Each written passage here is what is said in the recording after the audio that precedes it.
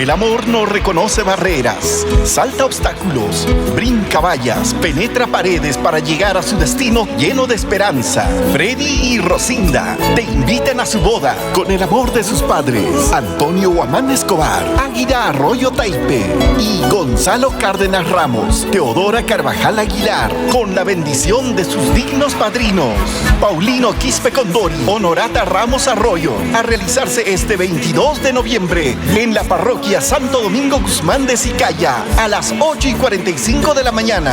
Y para este evento llegan los mejores artistas. ¿Qué te importa si yo tomo, si yo bebo escondido? Pumita Cazador, Una noche, solo una noche. Dulzurita de Tayacaja, Que por qué me enamoré.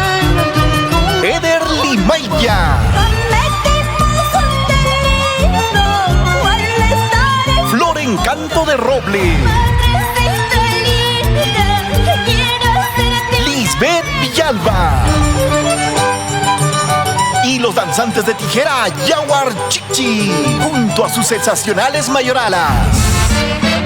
Y la orquesta Nueva Juventud, Sonido Sensación de América. Y en el buffet estará el Cholo Aquiles. Te esperamos este 22 de noviembre en Santo Domingo de Guzmán, Sicaya.